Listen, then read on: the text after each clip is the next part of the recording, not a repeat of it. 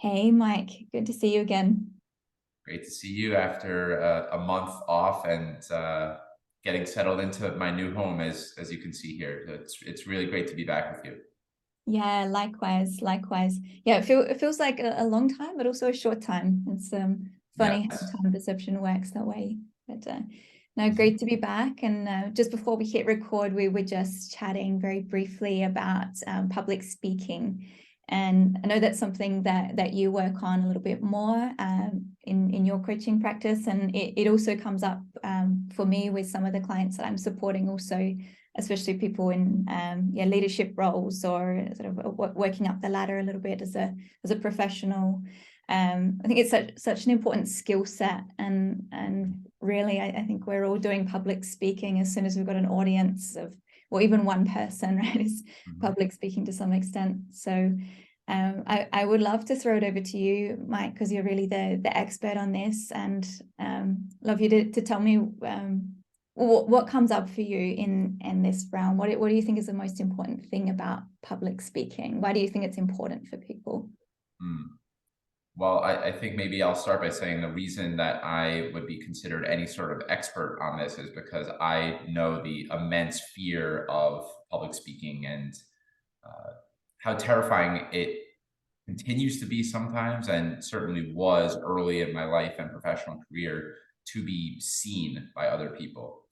And a lot of the healing work that you and I talk about and espouse and probably do in our own life is around, well, at least one element of it is around maybe befriending and even loving the parts of ourselves that we historically have not liked or even hated.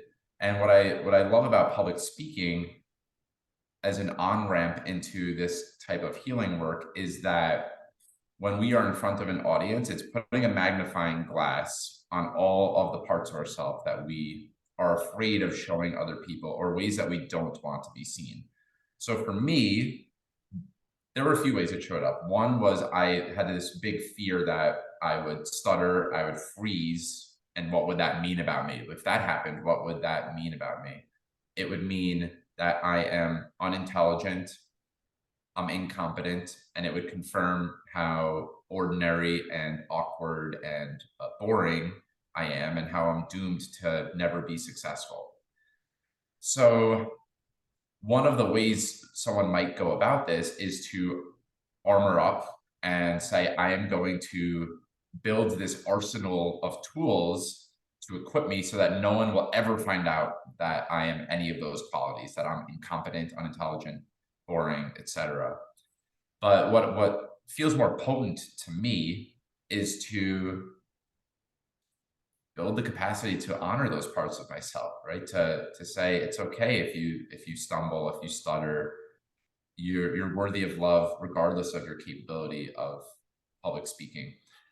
And what happens with that is that paradoxically, seemingly paradoxically, for me, it actually opens up my ability to come across more of the way that I wanted to anyway. So if I am not so scared of being boring and awkward and unintelligent, I'm less likely to come across that way in the first place.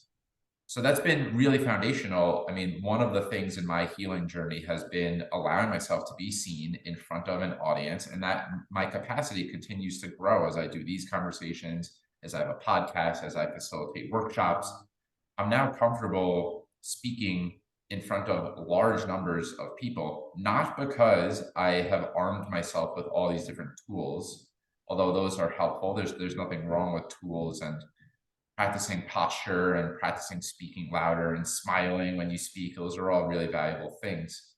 But more so because I have built the capacity to love myself regardless of how I perform. If I stumble, if I stutter, it's not going to knock me off so far that I'll never speak again. It's not going to confirm all these beliefs that I have about how awkward I am. It's rather just it's going to bring up the trigger for me. I'll come back inwards, show myself some love, and I'll show up the next day to do it. So there's so much more I could say about why this matters to me. But what comes up for you as I share a little bit about this? Well, I really love what you shared, and that there's something that has stuck with me in particular, that you sort of frame public speaking as an on-ramp to personal development. And I love that, because I think a lot of people go and learn to do public speaking because they need to speak to people. They don't realize that there is this healing potential in it. And as you said, you can learn the strategy and the tactics and the tools to do it. But if you're coming off and going, oh, like, shit, I'm a phony, and having all these negative feelings about yourself, even if you performed in a high level way, it can be a really difficult experience to try and integrate. But if you see the process of actually developing those tools a little bit more holistically, and coming down and sitting with those stories that are actually in the way in the first place, it feels like a really wholesome sort of process. And then kind of the bonus at the end is that you have a skill set where you can get in front of people and speak, right? Which is a pretty it's a pretty useful skill set. I said, we're Yes. public speaking more often than we think, even at a dinner party among friends, having the ability to formulate our thoughts, put the words together in the appropriate way, make ourselves understood, express a feeling or an emotion with the way that we deliver something. It's really important. So I love that you've grounded it down in something that is so rich, is so wholesome, as self-love, and being connected to self, connected to that core. And I'm curious, because it's not something that I coach specifically on, but because I am coaching a lot of leaders, it inevitably comes up that people need to speak. And I find it interesting, actually, because it tends to be a side effect of the work that I do, which is actually targeted more at how do I get into a better relationship with myself. But it tends to be a symptom of the work that public speaking just becomes easier. So we're sort of approaching the same thing, but from different sides. And I think it's really interesting. So Yeah. yeah. And the people, Can I jump in with a yeah. comment about this? Because I think before we hit record, why I'm so lit up about this is that I think you could apply it to any different behavior change that you look at. So it's inner work, and then it's also, if we look at nutrition, one of the reasons that people might fluctuate so often, gaining weight, losing weight, is that it's not about teaching the strategies about how to eat healthier food and to adhere to a specific plan, although those are helpful. But if it's on a foundation of, I think I am a hideous person, I'm not worthy of this, I don't like myself, essentially, then Mm, it's not likely to sustain. So the work that you and I are doing, why it's so potent and powerful, is that we are helping folks to build the capacity to enjoy who they are in some way, to really love themselves. And that applies to nutrition, that applies to working out, it applies to speaking up at a meeting, it applies to worthiness in a relationship with a partner, it applies to your relationship with money. If you are coming from a place of lack in any of those things, you might make a lot of money, you might be skinny, everyone might think you're really good looking, which, by the way, these are all projections of, what I think beauty and success is, but we could have a separate discussion mm, about that. But you might have everything that you think you want, and it still doesn't fill you up. mm, And so that's why I think public speaking is another way into, how can you fill yourself up inside and not from the results on the outer world. And like you said, and like I've been hinting at, the outer results start to just naturally take care of themselves anyway. yeah. And I'm gonna put a pretty big question to you. Yeah, I'll I'm answer it ready. afterwards. Keep it fair. But I'm curious, what does self-love mean to you? And just to preface this as well, I think it's an important thing to reflect on, especially for men. I'll say, I think for all of us, but I think especially for men, because this subject matter can be a bit like, oh, like that's a really fluffy kind of topic. But what does that mean for you?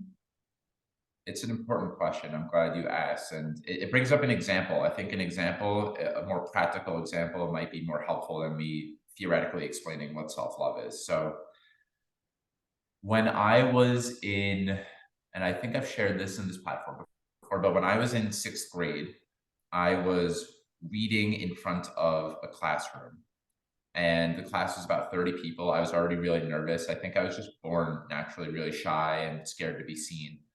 And I mispronounced the word chic, CHIC, in front of the class. I said chick. And the most popular girl in my class and one of the most popular girls in my school started laughing and corrected the pronunciation.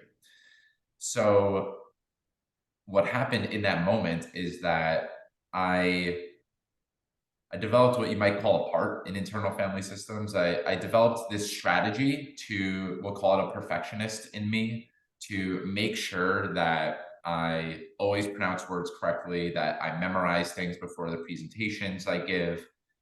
I wanted to come across a certain way to avoid the pain of being laughed at. And as a byproduct of that over time, if I am constantly leaning on my perfectionist, I am I'm not accepting the part of me that is scared and makes mistakes in front of people sometimes. So, Yeah. really practical application of self love there is, what did that sixth grade version of me need? What did he need in that moment? He didn't need to be told, you need to just do this and this and this, and you'll never be laughed at again. He needed to be accepted for who he is and what happened in that moment. So, a strategy that I might develop in a coaching session with myself that I'm maybe journaling, or in a session with my coach, is to go talk to, have some sort of dialogue with the sixth grade version of myself and tell him, pat him on the back. It's okay. You made a mistake and you're worthy of my love, regardless of how well you present. And it's okay that she laughed. And it doesn't mean anything about you. You're still a beautiful, tender, gentle, kind person.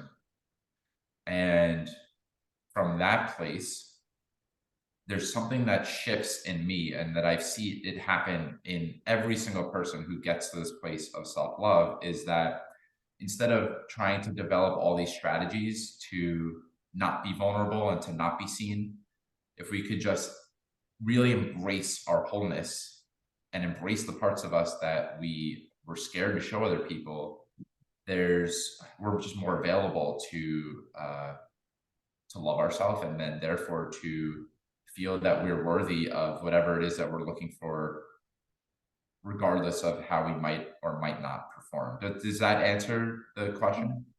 Yeah, it does. And what I'm hearing is it's also very much like love in the sense of a verb. Like it's Yes. being there to meet yourself in those moments where maybe things don't go as you might have liked, whether it's pronouncing a word incorrectly or missing a whole section of your speech or whatever it might be, but going, like, bummer, and it's okay. Like, it doesn't mean anything about you. We're good, onwards and upwards. So it's really, it sounds like really sort of working on cultivating that aspect inside of us that's sort of more of the cheerleader, that loving, ongoing support system, rather than going, you're bad, you're wrong, you should have been different, and not being okay with what is. So, Yeah. And yeah. it makes it unconditional, right? Like I Mm. think we aspire to that as parents and partners and friends, is that if we see our friend or our child beating the crap out of themselves, we tell them, like, you're good. You don't need to talk to yourself that way. Yeah. And we have the capability to do that to ourselves too. Yeah. Yeah. No, I love that. I think my understanding is very similar. And maybe even just to come back to a little bit more like neutrality, even, somebody I really appreciate the way he talks about this topic is Michael Singer, who wrote The Untethered Soul. Are you familiar with his work? Yes, and I've never read The Untethered Soul, but it's very popular and his name comes up all the time. Yeah. So I haven't read, I think he's got 2 books. I haven't read both of them in totality, but I've listened to he's got a short podcast series, and it's quite funny actually. He's got a bit of a dark sense of humor, which I can really appreciate.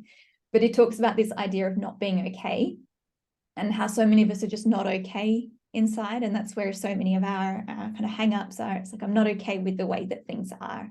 I'm not okay with the fact that I mispronounced that word, or I'm not okay with that I did this or that, or that I can't project my voice very well, or that I've got too much vocal fry and I can't overcome it. You know, it's all these things that we're just not okay with.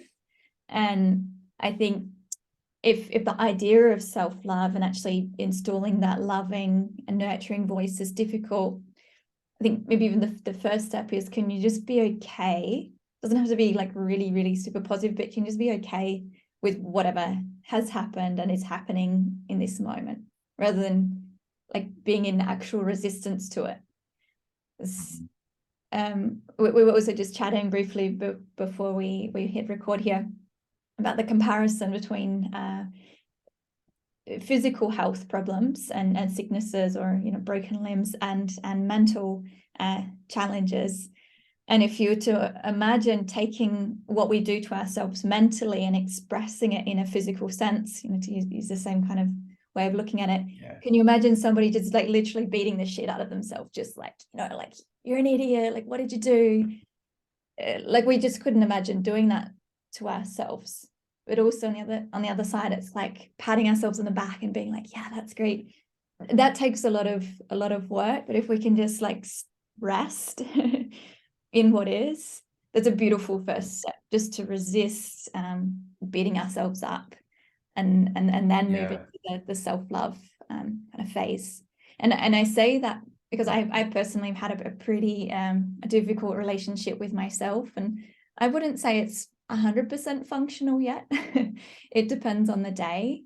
But I would say for most of my life, until just a few years ago, I was the one like really beating myself up, like mentally. But if you were to put that image on the outside, I would be covered in bruises, right? So it was really, really hard for me to get to a point where I could actually like celebrate myself for trying something, even if I didn't do particularly well at it, and really be that encouraging voice. So it was so challenging to forge that in myself.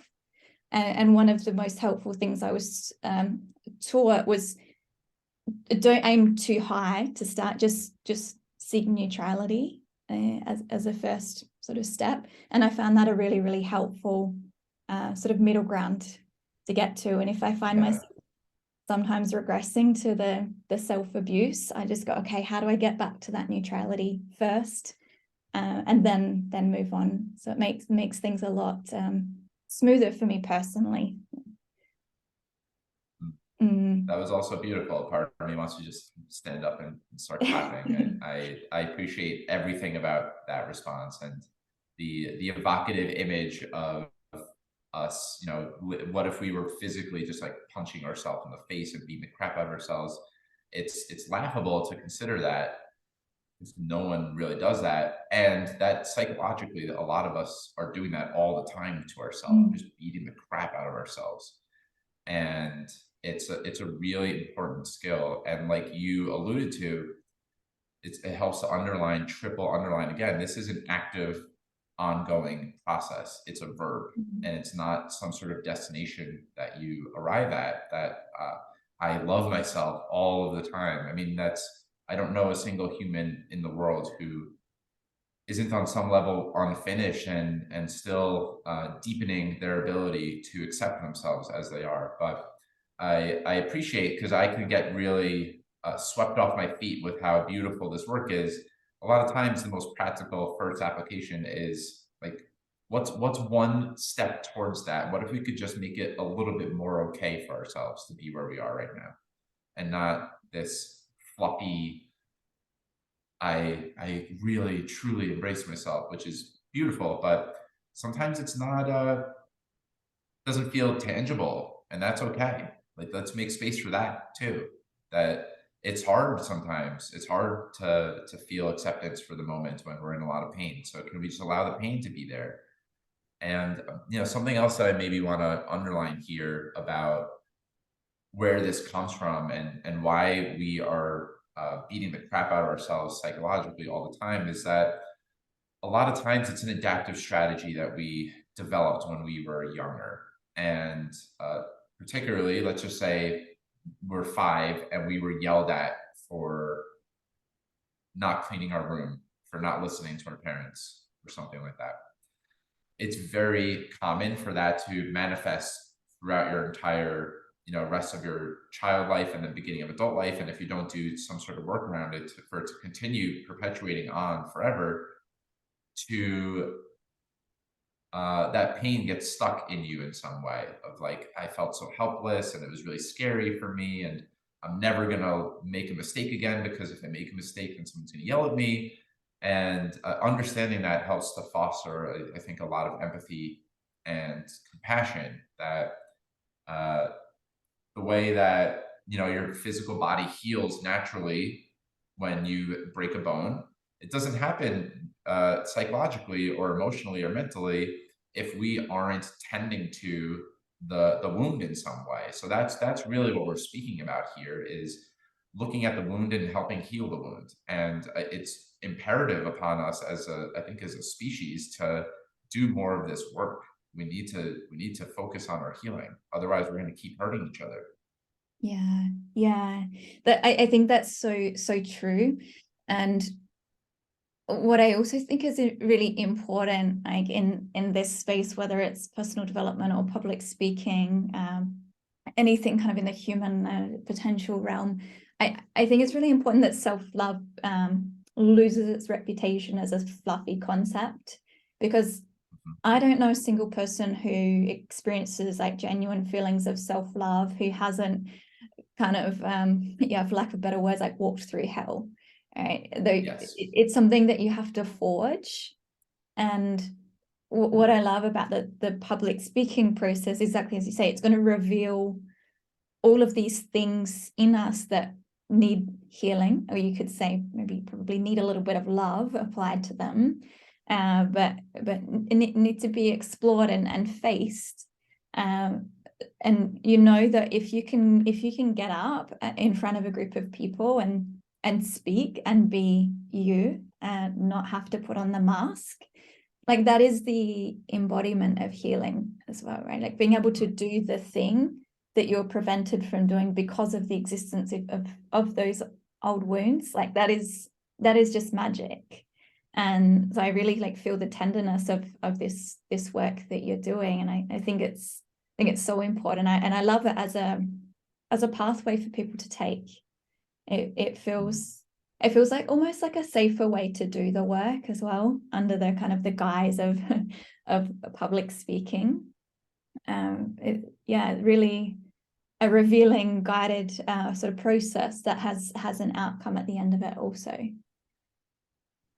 I really appreciate the way you're framing all these things, and something that is coming up for me, and that you're hinting at a little bit in this response, is the power of a group, a community, a sense of, for example, if there's a group of 10 people that I am facilitating the public speaking course around, there's an exponential healing effect that might happen when someone who is letting go of their perfectionism in front of the group of 10 people, that's like we can all ride that wave and hitch a ride on their healing, and it heals something in us as well. And I'm very much in touch with the potency of being in group spaces doing healing work, because one-on-one is beautiful, and I really love the work that coaches do with one-on-one healing. I invest in my own one-on-one coach. I will do that forever. But there's another layer that's possible, and an exponential effect, when we are looking at our wounds in some sort of collective, in some sort of group space. So something I really aspire to as a practitioner is to be able to hold a space where people can show up, 10, 15, 20 people can show up with their wounds and pain, and I meet it with love. Like, you don't need to shift anything, be the XYZ speaker. You're good as you are. And hopefully you can hitch a ride on other people's journeys in this course or in this group space. And that's been foundational for me too. I mean, one of the ways that I looked at public speaking in my own healing journey was to show up to a class with other people who shared my same fear.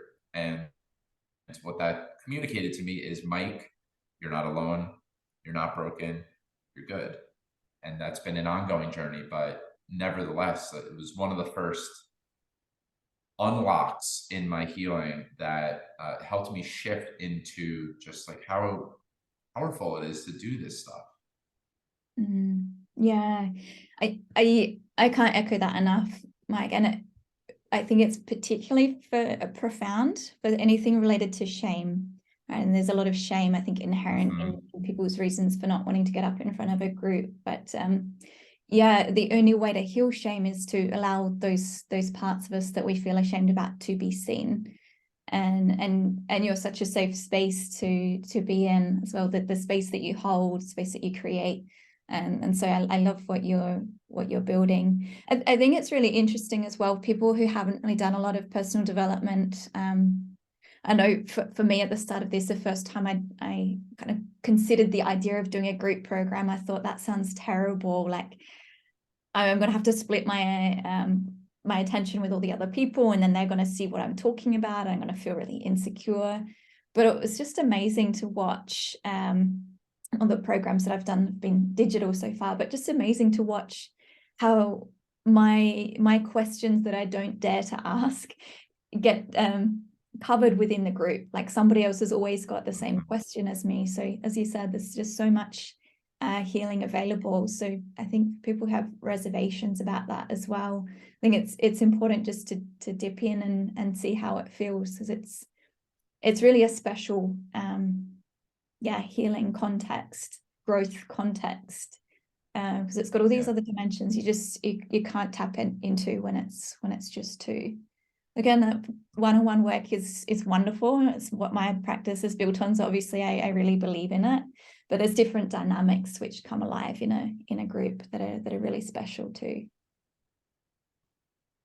Yeah, it's a beautiful place to end on. And maybe I'll just say one more thing, which is where I thought you were going, is that public speaking, if you have no personal development experience, it's just like kind of beautiful practical application where someone doesn't need to be bought into spirituality and the depth of inner work. It's almost this Trojan horse. It's a really practical skill that people need as they progress in their career. And as a natural byproduct of doing public speaking, at least my intention with being a facilitator is that they will develop a little bit, just even if it's just a little bit more passion and love for themselves. I love that. Yeah, well, thank you for the work that you're doing in this space, Mike. I think we need a few Trojan horses out there. So yeah, it's really exciting the direction you're headed, and I'm sure we'll be having more conversations about this going forward because it's so relevant. So yeah, it's been great jamming with you on this one, and hopefully our viewers have gained something as well from this conversation and dare to step up to the podium and say something. Yeah. Well, thank you, Anne. Thanks for helping to facilitate this. It was beautiful, and thank you everyone for tuning in and watching. Yeah, thank you. See you next time.